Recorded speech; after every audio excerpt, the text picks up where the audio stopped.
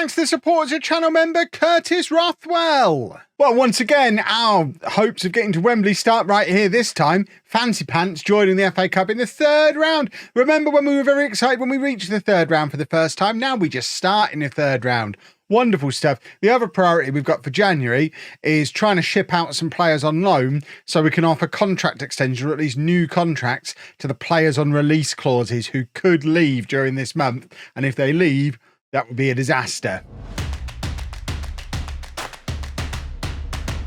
Hello and welcome to part 118 of Wembley to Wembley. I'm Kevin. Coming up on today's episode, we have our FA Cup third round tie at home against Wycombe. We also play Reading in the Championship, or maybe we'll have a replay against Wycombe, or maybe we'll have the fourth round of the FA Cup if that's an interesting tie. But we're definitely playing Wycombe at least once. Since you were last with me, as promised, we've played a lot of football, and as you can see, we don't draw games anymore. Remember we used to be draw specialists? Now we either win or lose, and it's not even win or lose. More often than not, we either thrash or get thrashed. It's a strange time to be at the football club, but importantly, after 26 games, so just after the halfway point of the season, we have got 37 points on the board, which puts us 16 points clear of 22nd place Watford, which gave me the confidence to tell the board, and I very, very rarely do this, but needs must. Gary Rose, the needs of Rose must. I have promised the board that we won't get caught up in a relegation battle this year. Weirdly, it's not on there correctly, which worries me a little bit. Does that mean we have to finish mid-table? I said we'd avoid a relegation battle, which I don't think means mid-table. Maybe I've misunderstood. That's alarming. But yeah, that allowed us to get an extra £5,000 a week into our wage budget. We're still well over the wage budget, so we still need to move some players on. As you can see, we have started that process. Septus has gone out to Hartlepool on loan for the rest of the season, so that's £2,000 off the wage bill and hopefully some goals for him, which would be very nice. Jamie Shaw has gone to Eastleigh, so that's another £1,000 off the wage bill. Anthony Whitmore has gone to Plymouth. That's another £1,500 off the wage bill. And again, hopefully some games. The young goalkeeper that we had lined up to come in and join us for the second half of the season, he's arrived. So we have 3 goalkeepers now, which means we no longer have players grumpy about the lack of goalkeepers, which is jolly nice. Slocum never really made it back into the team. It's only very recently I've got him back into the team. Fleming, the guy who we had on loan, who I slated in the last episode, not Fleming, Jennings is his name. I don't know why I've said Fleming. He stayed in goal for ages, ended up playing 16 games, was quite good. Possibly. I mean, they're both 3 stars, so he might be better than Slocum at this point, but Slocum now wants game time, and as we're paying him £5,000 a week, we're going to give him game time. Unless someone wants to buy him, because that would then allow us to solve the Gary Rose problem, which at the moment, as you can see, no one wants him, which is good, but he's got a release clause of 550,000. It's just occurred to me as I'm talking about this, he's not going to sign a contract regardless unless we improve our training facilities because he's unhappy at the club. Same with Berry. So they're the two with the main, they are the two with the release clauses. So maybe we don't have to rush to get players out of the club to the extent I thought we did. We'll have a rethink on that, but first, let's beat Wycombe. And this is a Wycombe team who are in a relegation battle in League 2, so 2 divisions below us, so we are going to rotate quite heavily. It's always a risk, especially because we need a cup run. Goodness me, do we need a cup run? But this is the team for the game against Wycombe. It's Jennings back in goal today after a little bit of a run again for Slocum. McBride, Salucci, we'll swap them over. Salucci, McBride, Rose, and Yahaya are the back 4. Dixon and Holder in midfield. People have been asking me forever to make Holder a holding midfielder. Well, there you go. Now he is. He's never going to be good enough to actually play for us, but he is playing today as a holding midfielder, which is jolly nice. And then Rodney, Shehu and Bunce behind Fenty up front. So very rotated, but fingers crossed should be enough to navigate past Wycombe. If not, then I'm a silly goose and I've made a fool of myself, because not only is this an opportunity for us to potentially have that run for Wembley, we're a championship team now. If the draw goes in our favour, we could run to the semi-final as a championship team. It's not outside the realms of possibility, but also we really need the money. We're still in a situation where an away game in the FA Cup against a big team, a Manchester United, a Newcastle, an Arsenal, I almost said Tottenham. They've got a big ground, I guess, but a really big, like a 60, 70,000 pound attended game away from home, that will clear us £1 million, which will go a long way towards dealing with the overdraft that we've been running up this season. I do think we're going to get a big chunk of TV revenue coming at the end of the season. So I don't think we're in a situation where we need to panic yet. That being said, I'd feel an awful lot better if our bank balance wasn't over £1 million overdrawn. And also, if we could get a little bit of money in the bank, we could potentially start improving the training facilities, and then we might be able to offer Rose and Berry new contracts. And wouldn't that be a lovely thing to be able to do? What I am a little bit worried about is that it's nearly half time against a team in danger of falling out of the Football League, and we're still drawing, which suggests our backup players aren't as good as I hoped they would be. And to be fair, it's not like all backup players. That's a lovely pass from Bunce. Bunce is still very good. Shehu's not had a lot of football this season. The ball bobbles around in the area. There's no real centre forward there to tuck it away. Fenty's the closest we've got on the pitch today, and he's really more of an inside forward. And you saw there, no killer instinct from the centre forward. It's been a little bit of a theme of the season. We still don't have that out-and-out goal-scoring centre forward that I think would be the difference maker that could see us have a proper push for the Premier League. Maybe next season, maybe the season after. But obviously, a 25, 30 goal a season in the Championship is a £15 million player.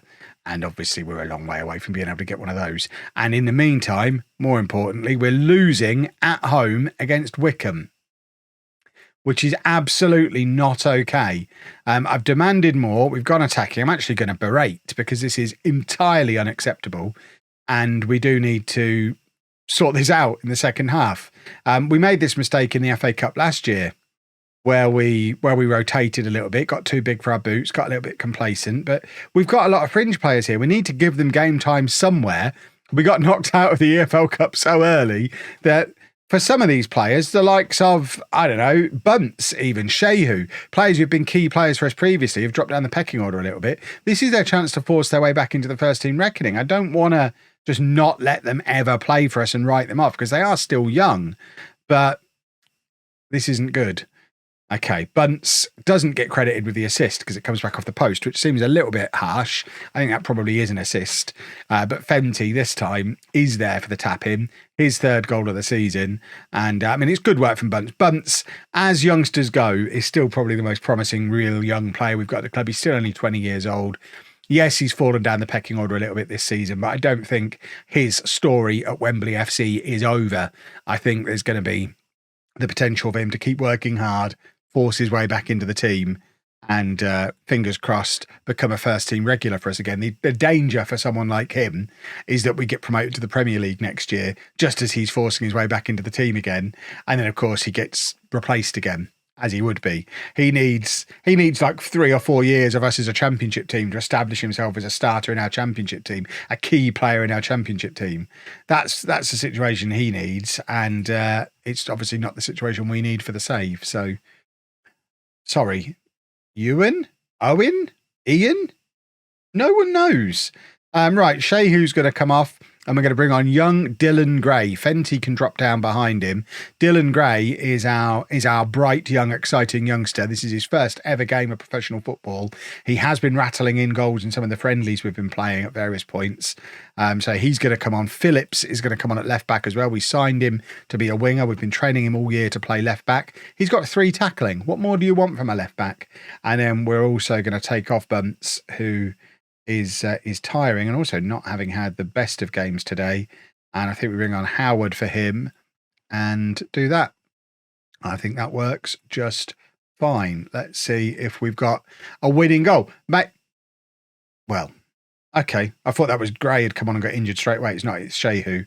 So now I've just got to remember the changes I made. So he came on there. And yeah, Phillips, that's right. So it would be a nice little announcing his arrival to the club moment for Gray if he could score the winner to get us into the next round. That's the kind of thing we're looking for in these kind of matches. That's a penalty kick. Howard's been brought down. I have no idea who our penalty taker is going to be. It looks like it is going to be Howard himself to step up to take with 20 minutes still to go. This would be really rather useful if this could go in, and it doesn't. It's not going our way today, is it? I was going to offer some encouragement, but I can't yet. So we'll just have to take the corner first. Gray's taking the corner, which is an interesting one. Don't really like my centre forward taking the corner. It's a good one though, and McBride got some good contact on it. Not able to power it past the goalkeeper. No, we are now going to demand more again. It's going to be another Wycombe set piece, and it is worrisome. Can we get this job done, please, boys? This was not supposed to be this hard. Right, Yahaya can come off for Palmer, and then Rodney can come off for Duffy. I mean, I was tempted to go very attacking. Very attacking is probably taking it a bit too far. What I might do is just go 2 up top, though, and stick Howard up there with Gray and go to the good old 4-2-4 that we haven't used for a little while. And now we do have another set piece, and it's going to be a shenanigans corner. Holder plays it back to Gray. Holder's had quite a good game, by the way. And we've got another penalty. Don't let it be Howard to take it again. I think I've got it set to not let a missed penalty taker take another penalty. I think it's Dixon. Is that Dixon? No, it's Holder. Oh, goodness me. I've just said nice things about him. And Holder does convert the penalty. It's 2-1. And we've definitely gone about it the long way, the hard way. But fingers crossed, this should be enough to see us into the 4th round of the FA Cup and the potential riches that come with it. By the way, quite a large attendance for us for a home game. I think that might be our biggest ever attendance. So the fans on board with the whole Wembley to Wembley narrative, even though it's Dulwich Hamlet to Wembley as it stands at the moment. But we are in the hat. We're into the next round, and fingers crossed we can get that big Premier League away game that we've wanted throughout the entire save and never really had. Oh, Shea, who's torn his hamstring. That's a little bit unfortunate, but there you go. Nice money, 100 grand. Oh, the draw's already happened. You know what? I'm not going to... actually, I was going to say I'm not going to show you that. Chesterfield are in our league. Do we? I think we probably focus on the cup run again. It's a mid-table season. I think we focus on the cup run. So I'll play these games off camera, and then we will be back for Chesterfield. Also, end of the transfer window as well. So double excitement. Why was there no draw? Why was that game on Tuesday night? So many questions. Oh, it's all kicking off. Right, those 3 matches. We won 1, drew 1, lost 1. We are the mid-tabliest of mid-table teams that ever did mid-table. There we are, sat in 12th place. I don't know what the deal is with us playing matches midweek in the FA Cup after the draw has happened, but the draw for the 5th round is about to happen. But possibly more interesting, Reading have gone into administration. Reading are in our league, and with that 12-point deduction, that takes them from, I think, 20th place down to rock bottom and makes it that little bit easier for us to survive. I mean, we're as good as safe already on 41 points, but it's still nice to see. What is absurd as well is the amount of money they're spending. They've spent $8.5 million on transfers this year, $15 million on player wages. They're operating in a different world. We're trying to compete with these teams. It's madness, but they've got into administration, and we would like an away draw in the 5th round of the FA Cup, please. Obviously, we've got to get past Chesterfield first, but an away draw against a big Premier League team. So, I mean, I guess Chelsea away, but Man United being out of the way is a problem. Newcastle away would clear our overdraft. No. Fulham away, less exciting. Hull away, definitely not exciting. Although, Chip Spice, Liverpool gone now as well. Sheffield United of League 2. I mean, it's a chance for us to get through another round, I guess. No, that's Coventry and Man City gone. Middlesbrough away is not very exciting. And yeah, we have had very little luck in the FA Cup in the near 20 years of this save. We have done some transfer business as well. You can see we're trying to get a guy in at the moment. This guy, Sean Ord, who is hopefully a very pacey striker from Everton who could solve all of our lack of striker problems. If he's towards the top end of these, he's not fully scouted yet, but if he's towards the top end of those acceleration and pace attributes, we'll have a nice time with him. But in the meantime, we're also trying to free up budget. So we already know Whitmore has gone. Regan has now gone on loan to Crewe. Hill has gone on loan to Walsall. Holder's gone on loan to Altrincham. Salucci's gone on loan to Macclesfield. So we're slowly but surely clawing the wage budget down. It's taking longer than anticipated because Christodoulou decided he wanted a new contract. He is now already at 18 years old listed as our key player. We've got an absolute superstar on our hands. We've given him a 4-year contract on quite a lot of money. The only problem is he insisted on a release clause. So he does have a minimum fee release clause for domestic clubs in a higher division at 3.5 million. So obviously if we get promoted, that goes away. If we don't get promoted, which we're not going to, are we? He probably leaves in the summer, but 3.5 million would go down very, very nicely, even though we'd be losing probably the most talented player ever to pull on a Wembley shirt. But it's fine. Other than that, we are trying to extend some of the contracts of some of the youngsters who are out of contract this season. And everything I was saying about Bunce, forget it, because his contract's up at the end of the season. He was able to discuss terms with St Mirren. So before we could offer him an extended deal, he's gone. I'll miss him. He was great. But yeah, he's going. Adam Duffy hopefully is on his way out as well, which will take $5,000 off the wage bill and allow us to hopefully start throwing a little bit more money at other players. Right, it's not even match day. There was just so much going on today. Are we back for match day? So here we have the team for the Chesterfield game.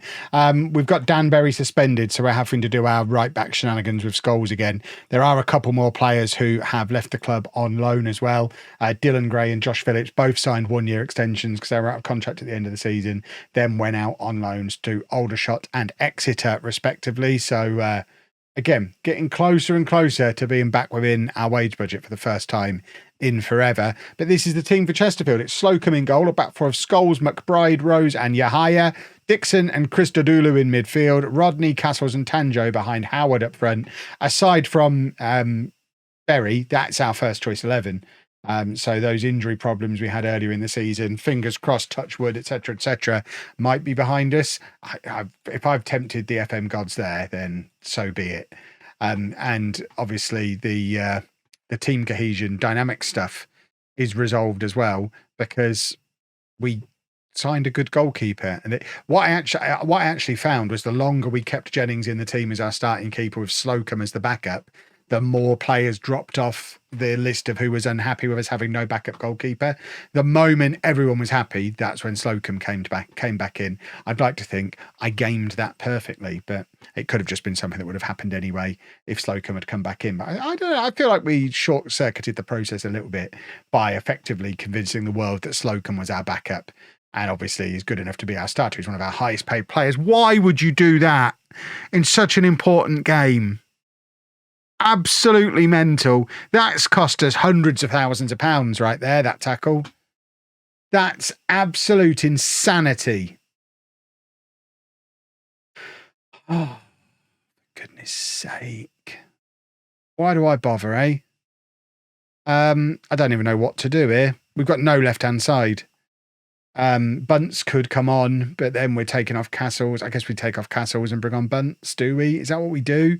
Do we just shove Castles over there a little bit, but then we really aren't operating with much of a left-hand side, are we? We'll try this until half-time. If it doesn't work, Bunce can come on. I can't believe what I've just seen. That's absolute madness. Right, McBride to Rose. Because remember, we've got no left-back today either. We've got a centre-back playing at left-back. So it's not as if we can even set him to just bomb up and down the left-hand side and try and do the whole job himself. He's really in there as a makeshift fullback anyway. Chris Dodulu, the best player ever to play for Wembley. Nothing came of that though, did it? Chesterfield knocking the ball around relatively comfortably. I mean, they are going to be comfortable on that side of the pitch because we've got no left-hand side. Chris Dodulu could do with getting a tackle in there. He doesn't. And that's taken a big deflection, but Slocum still gets a fingertip to it. I thought that deflected past Slocum and I was going to be very, very upset about it. But Slocum still making the save, justifying his selection back in the team. I think he's made another save there and Chris Dodulu hacks it clear. In fact, Howard blocked the shot. It wasn't Slocum making the save. That's come off Howard. Either way, we're clinging on a little bit here. Chesterfield theoretically haven't had a shot on target, so I guess it was going wide anyway. But either way, I'm happy. I'm happy to not be behind, but I think we do probably need to bring Bunce on at half time to get some natural width on the left-hand side, even though he's decided to... Oh, Fenty's there as well. Fenty's not turned his back on me. Fenty's going to come on the left-hand side for Castles. It's a little bit harsh on Castles. He has been one of our better players this season. But I think we just need that width. Admittedly, I am bringing Fenty on to play as an inside forward, so he's going to be cutting in off the left, but at least his starting position is going to be out on the left-hand side, which I guess is good. My assistant manager, which I might remind you, Sir Tom Best, he's not been knighted yet. He will be eventually. He wants me to go very defensive. When in all his time playing for this football club did we ever go very, very defensive? The answer is never, and we never will. Tom Best needs to remember what brought him to the table, and it wasn't being very defensive. Our XG is pathetic in this game. It's just taken a leap, as I'm saying. It's pathetic. But if we can offer some encouragement, please. We really don't want to have to go to a replay. It's already been a long episode. But, I mean, I guess, ultimately, the reward for this match isn't particularly juicy anyway, so might not even bother. FA Cup's dead to me this year. It's been rubbish. Right, and Cather's coming on for Christodoulou. Tanjo can come off for Bunce. Dixon is tiring as well, so we can move. Can we move Scholes forward? We don't really have. I guess we can bring Zach Abbott on. The Scholes can go in there, and then Abbott can go there, and McBride can go out to left back. At least he is actually a proper left back. Theoretically, he's a natural left back. We've still got one substitution left to use, but we are starting to look a little bit makeshift. With the problem with loaning out as many players as we're loaning out, yes, it's good financially. It's not good squad depth. This is my own fault for saying the injury crisis was over. Right, Yahaya can come off for Palmer as the final change. Scholes is tiring as well, but it looks like this is going to be a little bit of a 0-0 draw. Remember, Chesterfield are one of the better teams in this league, or they were. I think they've struggled a little bit of late, but they were above us in the league for quite a long time. I think they're like 15th, 16th now. Right, have we got the chance for the last minute winner? Cross comes in. Rose is there. I don't know why that's not gone for McBride. McBride's so much bigger than him, but Rose is the one who makes contact with it, can't keep his header down, and that was probably the chance of the game. That being said, we've got a weird highlight in the 93rd minute that's starting with Slocum, so I suggest we're about to give the ball away. He's sending everybody forward, as he should. We're down to 10 men, 93 minutes on the clock, and it's gone all the way through to Howard. Howard's through here, and why does he shoot? He could have just kept going. There was no one near him. There's no reason for him to shoot from there. Why on earth was that a highlight? Why is this extra time? I thought we'd go to a replay. Right, I guess Howard comes off for Swaby. Do we not get an extra substitute for extra time? Harsh. Okay. Just carry on then, boys. Did not realise. I mean, this is a thing in real life now, isn't it? But I think this is the first time I've noticed it in Football Manager. I guess because we don't normally get this deep into the competition, because I know in the early rounds this doesn't happen. This is brilliant from Bunce. But unfortunately can't apply the finish, but we do get a corner. It's going to be Bunce to take. We still have McBride on as the big boy. We've got Rose, who's very good in the air. We can aim for either of them. It's McBride this time, and it comes to Rose, and that's a penalty, surely. No, apparently it's not. Comes across to Rose. Rose curls one. Oh, that would have been a wonder goal from our centre-back.